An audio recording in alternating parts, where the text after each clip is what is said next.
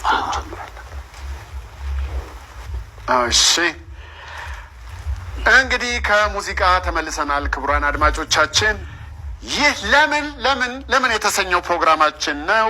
እኔ በስንቱ ቅጣው ነኝ የምታተርፉበትን ፕሮግራም ነው ይዘንላችሁ የመጣ ነው። ደራሲ እና የሕግ ባለሙያ ሙሉቀን ምንተስኖት ስቱዲዮያችን ተገኝቷል። ጥሪያችንን አክብረ ስለተገኘ መጀመሪያ አስቀድመን በእኔና በአድማጮች ስም እጅግ በጣም እናመሰግናለን። ክብረት ይስጥልኝ። በጣም ክብረት ይስጥልኝ። በጣም ደስ የሚል ነገር ነው። እንግዲህ ወደ ፕሮግራማችን እንገባለን። ስፖንሰር ማድረግ የምትፈልጉ ከሙዚቃው በፊት በነገርናችሁ ስልክ ቁጥሮች መደወል ትችላላችሁ። ደራሲ ሙሉቀን ምንተስኖት የእኔ ሀሳብና ሌሎች የሚል ድንቅ መጽሐፍን ስላበረከትክልን እጅግ በጣም እናመሰግናለን። ድጋሚ ክብረት ይስጥልኝ።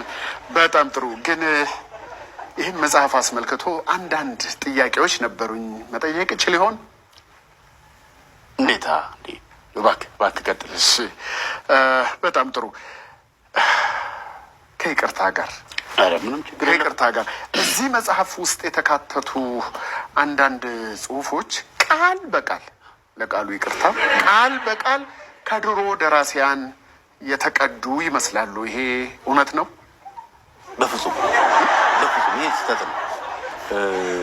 ምንድን ነው መንፈሱን ነው የምትዋሰው ከድሮ ደራሲ። አዎ ገባ። እና ብዙ ሰው ግር የሚለው ይህንን መንፈስ የት ነው ማቀው እያለ ገብቷል። መንፈስ ደግሞ የኔ ነው አይባልም። ድባብ የኔ ነው አይባልም። ገባ ቃል በቃል። እሺ ይሁን። እንግዲህ አድማጮች አስተያየት ካላችሁ ልትልኩልን ልደውሉልን ትችላላችሁ። ሌላው እዚህ መጽሐፍ ውስጥ አንድ ጽሁፍ ሆኖ በሁለት ርዕስ ሁለት ቦታ የታተመው ይሄ እውነት ነው። ግን ምንድን ነው ልብ ብሎ ላስተዋለው ሰው ርዕሱ ሲቀየር ወዲያው ሀሳቡ የሚቀያየር፣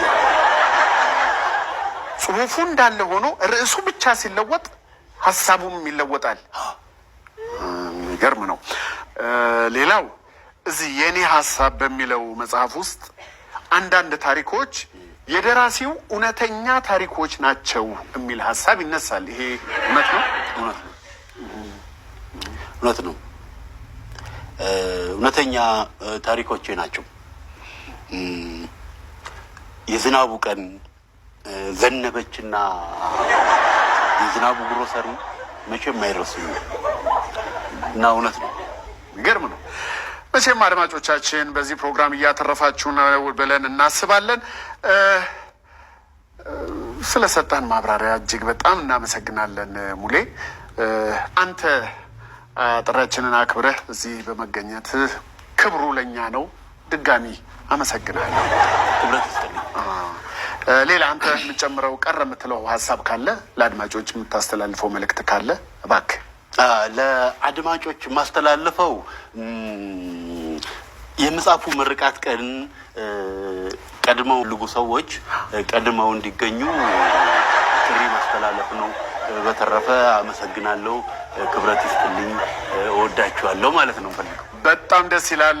እወዳችኋለሁ ያልከውን ደግሞ በተግባር ለመግለጽ አድማጮቻችን ደራሲ ሙሉቀን ምንተስኖት ለ10 አድማጮቻችን የተፈረመበትን መጽሐፉን ያበረክትላችኋል።